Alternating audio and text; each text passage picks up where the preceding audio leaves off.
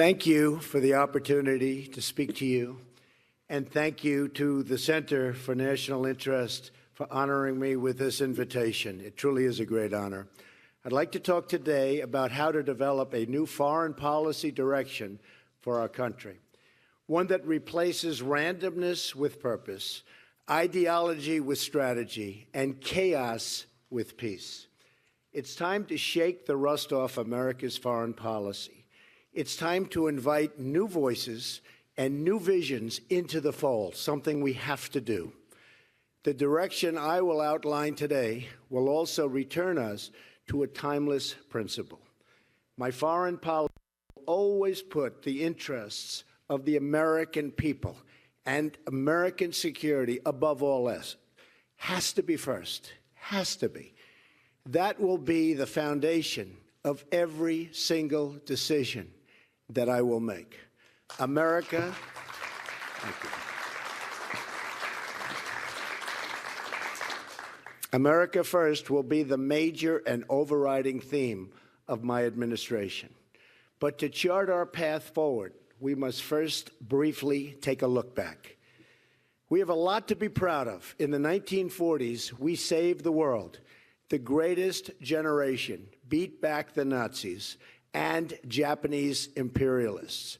Then we saved the world again, this time from totalitarianism and communism. The Cold War, it lasted for decades, but guess what? We won, and we won big.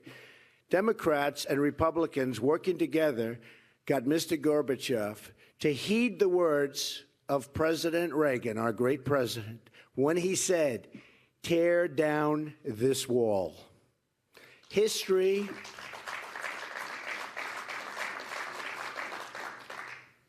will not forget what he did. Very special man and president. Unfortunately, after the Cold War, our foreign policy veered badly off course.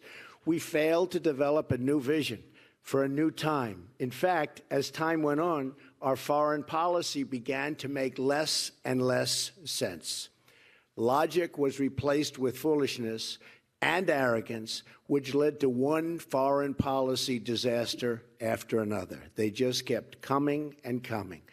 We went from mistakes in Iraq to Egypt to Libya to President Obama's line in the sand in Syria. Each of these actions have helped to throw the region into chaos and gave ISIS the space it needs to grow and prosper. Very bad. It all began with the dangerous idea that we could make Western democracies out of countries that had no experience or interest in becoming a Western democracy. We tore up what institutions they had, and then were surprised at what we unleashed.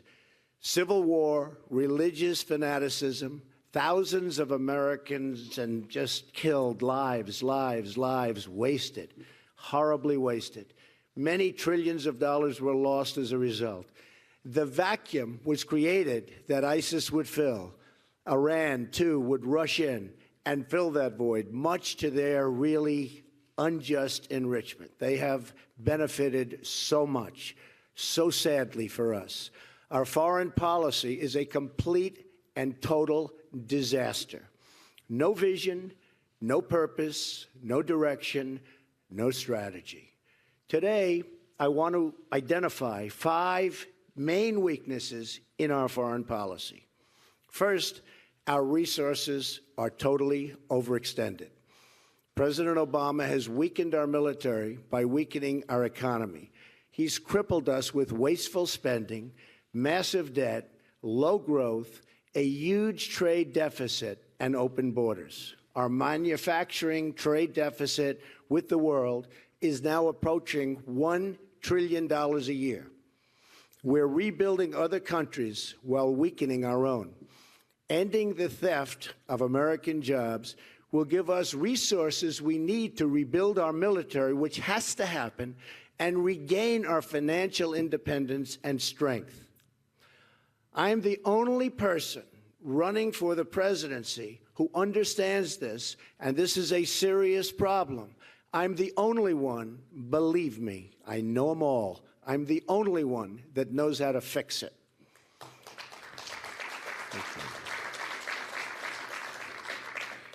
Secondly, our allies are not paying their fair share, and I've been talking about this recently a lot. Our allies must contribute toward their financial, political, and human costs, have to do it, of our tremendous security burden. But many of them are simply not doing so. They look at the United States as weak and forgiving and feel no obligation to honor their agreements with us. In NATO, for instance, only 4 of 28 other member countries, besides America, are spending the minimum required 2% of GDP on defense. We have spent trillions of dollars over time on planes, missiles, ships, equipment, building up our military to provide a strong defense for Europe and Asia. The countries we are defending must pay for the cost of this defense. And if not, the U.S. must be prepared to let these countries defend themselves. We have no choice. The whole world will be safer if our allies do their part to support our common defense and security. A Trump administration will lead a free world that is properly armed and funded beautifully. Thirdly, our friends are beginning to think they can't depend on us. We've had a president who dislikes our friends and bows to our enemies, something that we've never seen before in the history of our country. He negotiated a disastrous deal with Iran, and then we watched them ignore its terms even before the ink was dry. Iran cannot be allowed to have a nuclear weapon, cannot be allowed, remember that, cannot be allowed to have a nuclear weapon.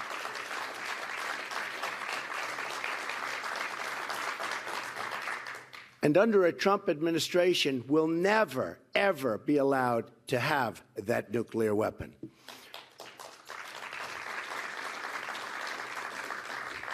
All of this without even mentioning the humiliation of the United States with Iran's treatment of our 10 captured sailors. So vividly, I remember that day. In negotiation, you must be willing to walk. The Iran deal, like so many of our worst agreements, is the result of not being willing to leave the table.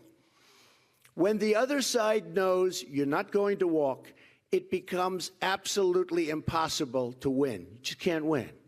At the same time, your friends need to know that you will stick by the agreements that you have with them. You've made that agreement, you have to stand by it, and the world will be a better place. President Obama gutted our missile defense program, then abandoned our missile defense plans with Poland and the Czech Republic. He supported the ouster of a friendly regime in Egypt that had a long-standing peace treaty with Israel and then helped bring the Muslim Brotherhood to power in its place. Israel, our great friend, and the one true democracy in the Middle East, has been snubbed and criticized by an administration that lacks moral clarity. Just a few days ago, Vice President Biden again criticized Israel, a force for justice and peace, for acting as an impatient peace area in the region. President Obama has not been a friend to Israel. He's treated Iran with tender love and care and made it a great power. Iran has indeed become a great, great power in just a very short period of time because of what we've done. All of the expense and all at the expense of Israel, our allies in the region, and very importantly, the United States itself.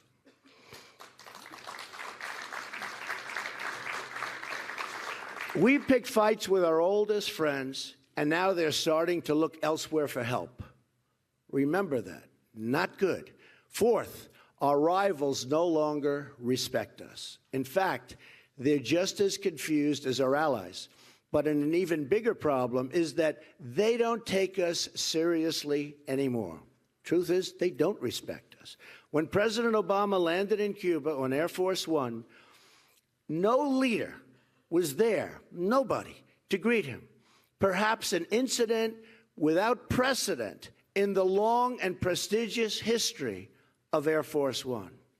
Then amazingly, the same thing happened in Saudi Arabia.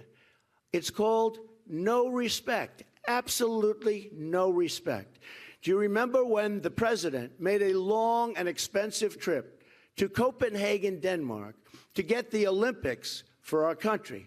And after this unprecedented effort, it was announced that the United States came in fourth place. The President of the United States making this trip, unprecedented, comes in fourth place.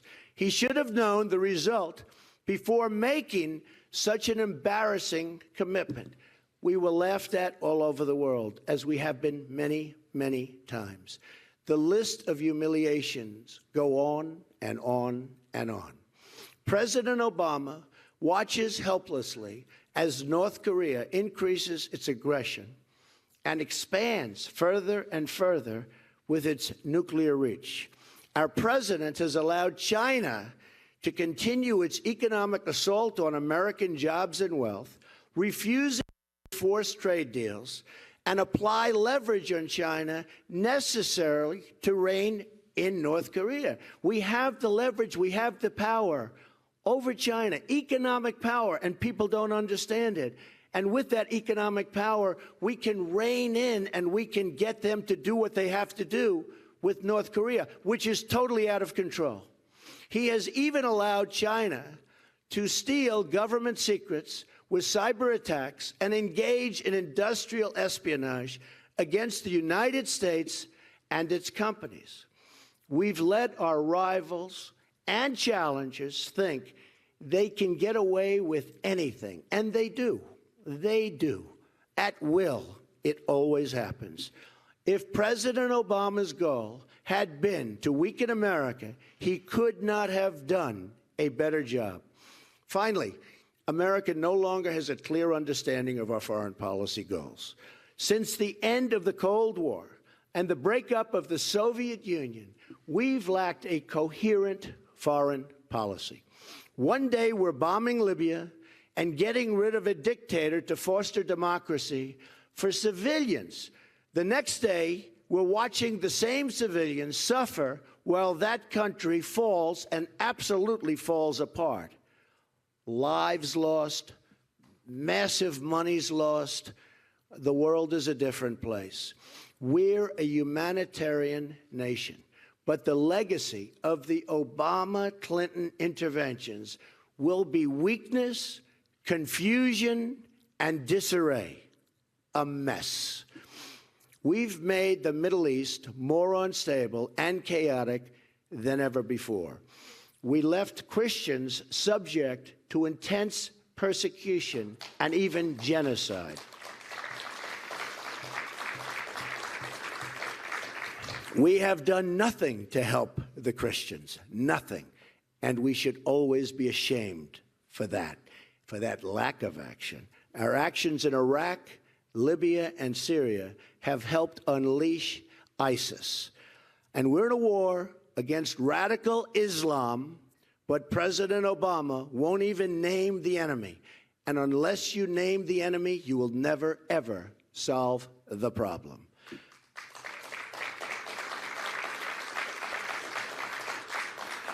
Hillary Clinton also refuses to say the words radical Islam, even as she pushes for a massive increase in refugees coming into our country. After Secretary Clinton's failed intervention in Libya, Islamic terrorists in Benghazi took down our consulate and killed our ambassador and 3 brave Americans. Then, instead of taking charge that night, Hillary Clinton decided to go home and sleep. Incredible. Clinton blames it all on a video, an excuse that was a total lie, proven to be absolutely a total lie. Our ambassador was murdered, and our Secretary of State misled the nation. And by the way, she was not awake to take that call at 3 o'clock in the morning. And now ISIS is making millions and millions of dollars a week selling Libya oil. And you know what? We don't blockade, we don't bomb, we don't do anything about it. It's almost as if our country doesn't even know what's happening, which could be a fact and could be true. This will all change when I become president. To our friends and allies, I say America is going to be strong again. America is going to be reliable again.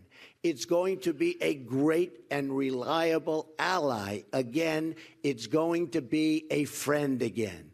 We're going to finally have a coherent foreign policy based upon American interests and the shared interests of our allies.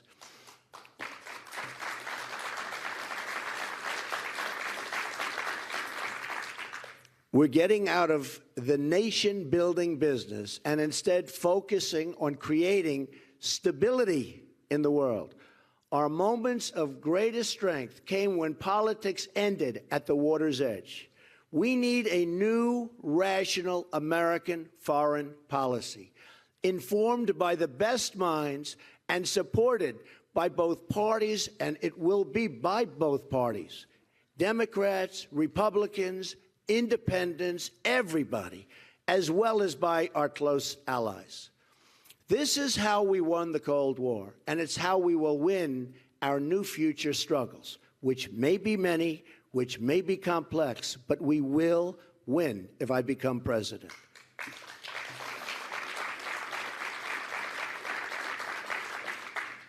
First, we need a long-term plan to halt the spread and reach of radical Islam.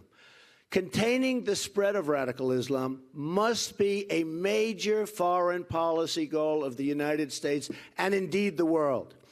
Events may require the use of military force, but it's also a philosophical struggle, like our long struggle in the Cold War.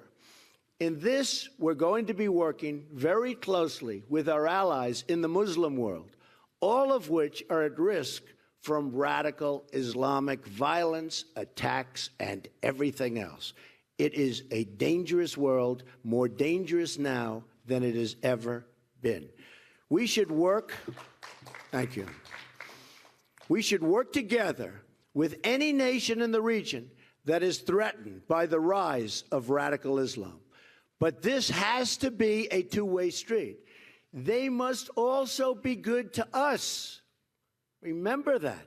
They have to be good to us. No longer one way. It's now two-way.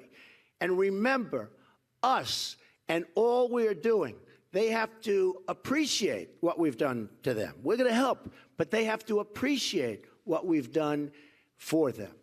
The struggle against radical Islam also takes place in our homeland. There are scores of recent migrants inside our borders charged with terrorism. For every case known to the public, there are dozens and dozens more. We must stop importing extremism through senseless immigration policies. We have no idea where these people are coming from. There's no documentation. There's no paperwork. There's nothing. We have to be smart. We have to be vigilant. A pause for reassessment will help us to prevent the next San Bernardino, or, frankly, much worse. All you have to do is look at the World Trade Center and September 11th. One of the great catastrophes, in my opinion, the single greatest military catastrophe in the history of our country, worse than Pearl Harbor, because you take a look at what's happened, and citizens were attacked as opposed to the military being attacked. One of the true great catastrophes. And then there's ISIS. I have a simple message for them. Their days are numbered. I won't tell them where, and I won't tell them how. We must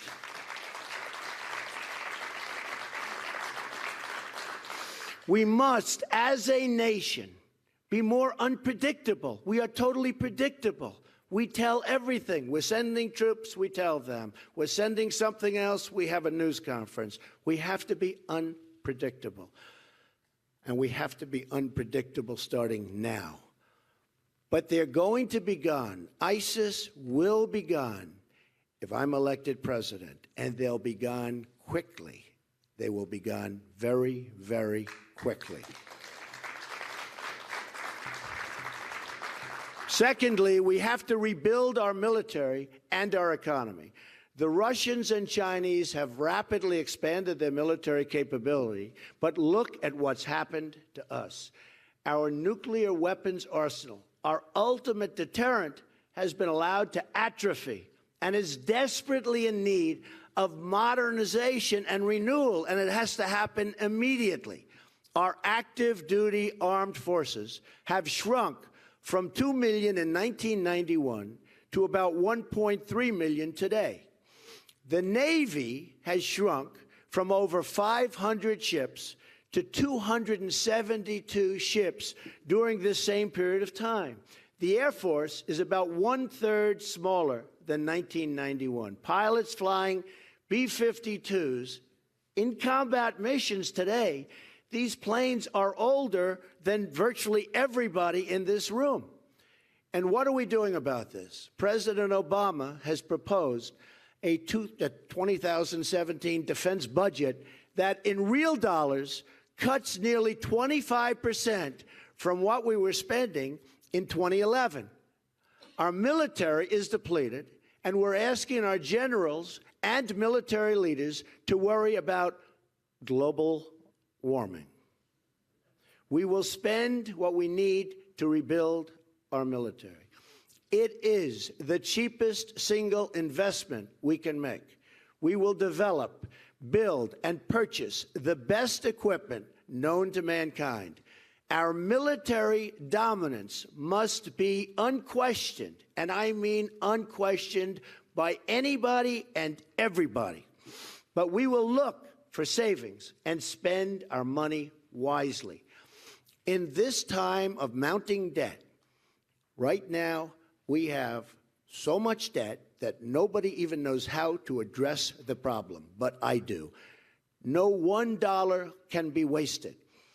Not one single dollar can we waste. We're also going to have to change our trade, immigration, and economic policies to make our economy strong again and to put Americans first again.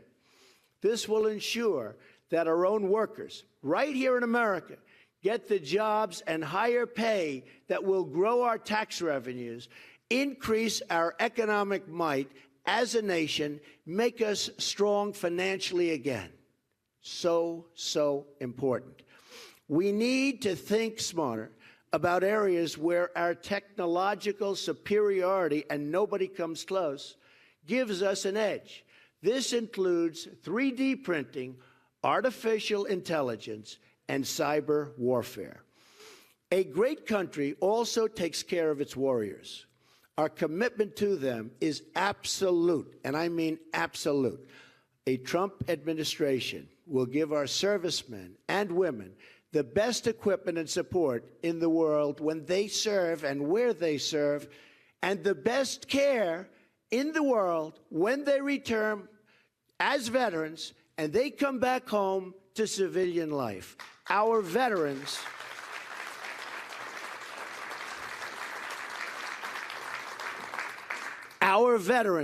have not been treated fairly or justly. These are our great people, and we must treat them fairly. And we must even treat them really, really well. And that will happen under the Trump administration. Finally, we must develop a foreign policy based on American interests. Businesses do not succeed when they lose sight of their core interests, and neither do countries. Look at what happened in the 1990s. Our embassies in Kenya and Tanzania, and this was a horrible period of time for us, were attacked, and 17 brave sailors were killed on the USS Cole. And what did we do? It seemed we put more effort into adding China into the World Trade Organization, which has been a total disaster for the United States. Frankly, we spent more time on that than we did in stopping al-Qaeda. We even had an opportunity to take out Osama bin Laden, and we didn't do it. And then we got hit at the World Trade Center and the Pentagon, again, the worst attack on our country in its history. Our foreign policy goals must be based on America's core national security interests. And the following will be my priorities. In the Middle East, our goals must be, and I mean must be, to defeat terrorists and promote regional stability, not radical change. We need to be clear-sighted about the groups that will never be anything other than enemies. And believe me, we have groups that no matter what you do, they will be the enemy. We have to be smart enough to recognize who those groups are, who those people are, and not help them. And we must only be generous to those that prove they are indeed our friends.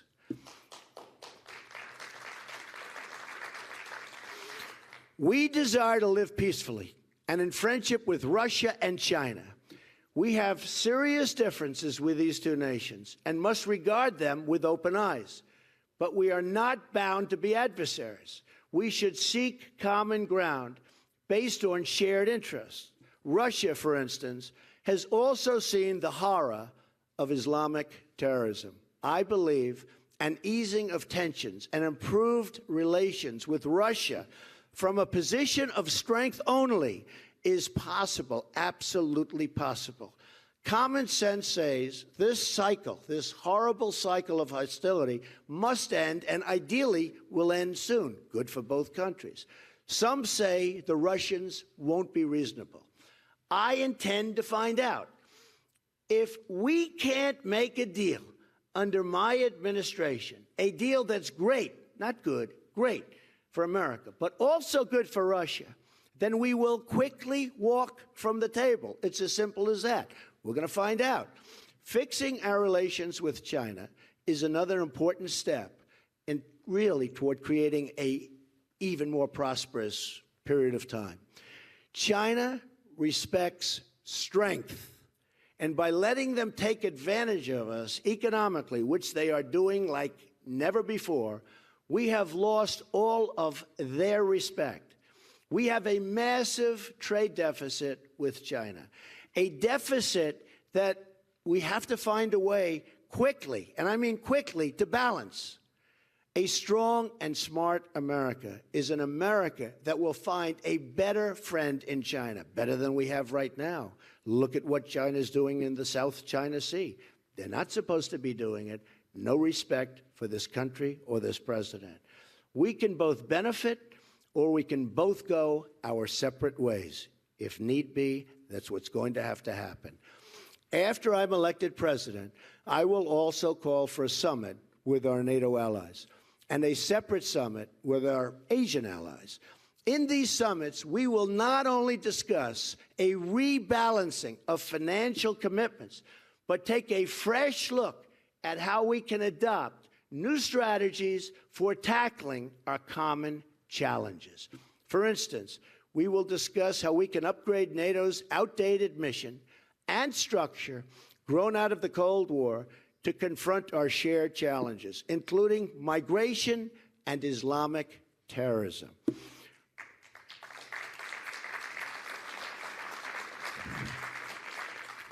I will not hesitate to deploy military force when there is no alternative. But if America fights, it must only fight to win.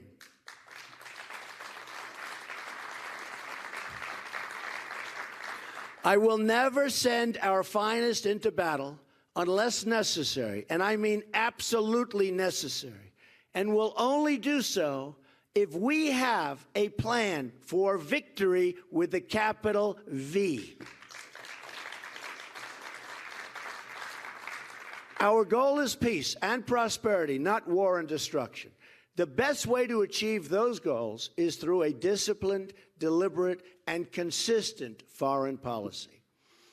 With President Obama and Secretary Clinton, we've had the exact opposite: a reckless, rudderless, and aimless foreign policy, one that has blazed a path of destruction in its wake. After losing thousands of lives and spending trillions of dollars, We are in far worse shape in the Middle East than ever, ever, ever before. I challenge anyone to explain the strategic foreign policy vision of Obama-Clinton. It has been a complete and total disaster. I will also be prepared to deploy America's economic resources.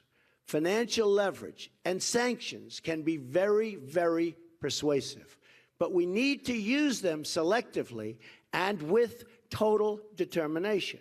Our power will be used if others do not play by the rules. In other words, if they do not treat us fairly. Our friends and enemies must know that if I draw a line in the sand, I will enforce that line in the sand. Believe me.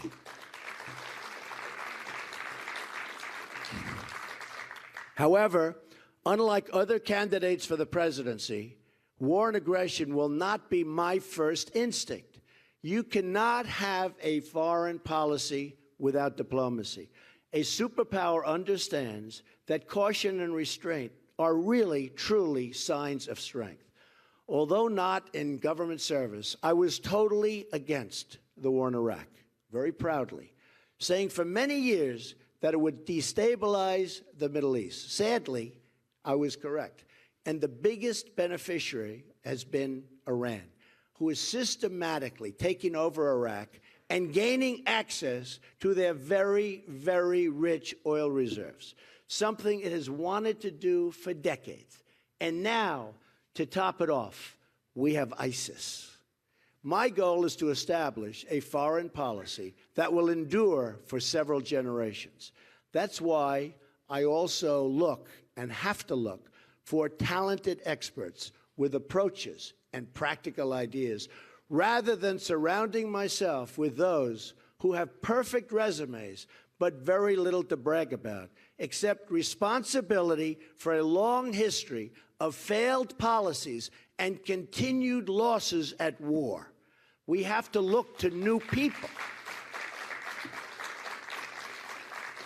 We have to look to new people because many of the old people, frankly, don't know what they're doing, even though they may look awfully good writing in the New York Times or being watched on television. Finally, I will work with our allies to reinvigorate Western values and institutions. Instead of trying to spread universal values that not everybody shares or wants, we should understand that strengthening and promoting Western civilization and its accomplishments will do more to inspire positive reforms around the world than military interventions.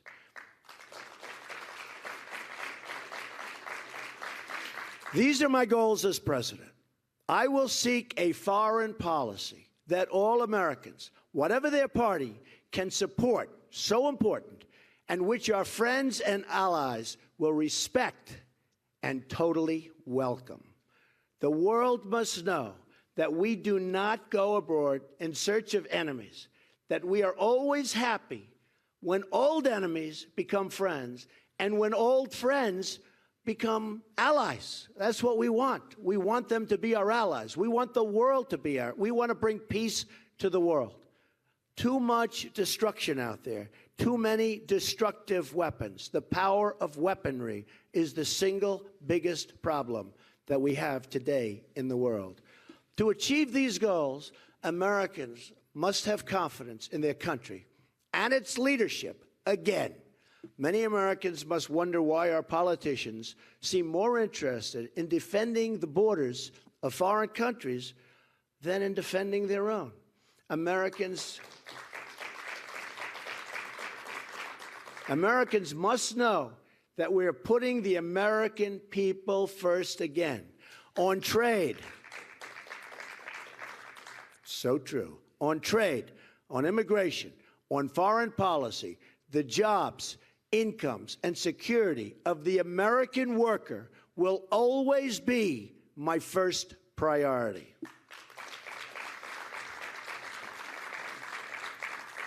No country has ever prospered that failed to put its own interests first.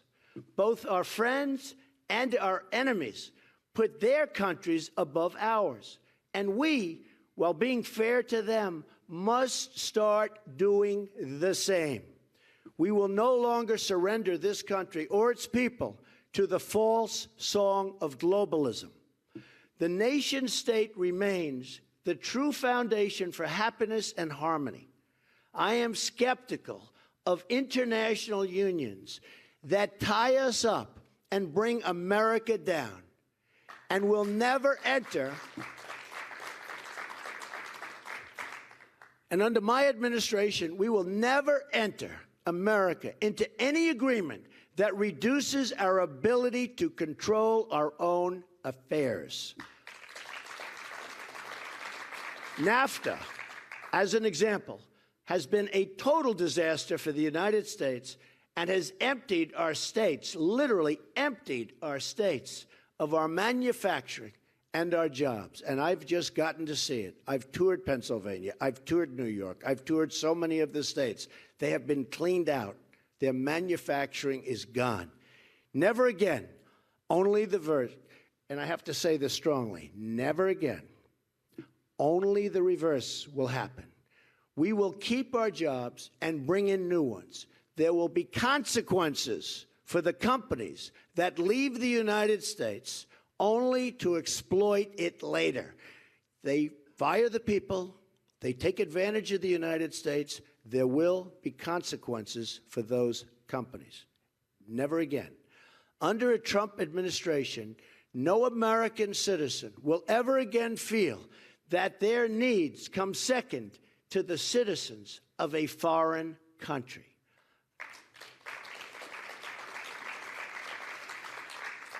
I will view, as president, the world through the clear lens of American interests. I will be America's greatest defender and most loyal champion. We will not apologize for becoming successful again, but will instead embrace the unique heritage that makes us who we are. The world is most peaceful and most prosperous when America is strongest. America will continue and continue forever to play the role of peacemaker. We will always help save lives, and indeed humanity itself. But to play that role, we must make America strong again.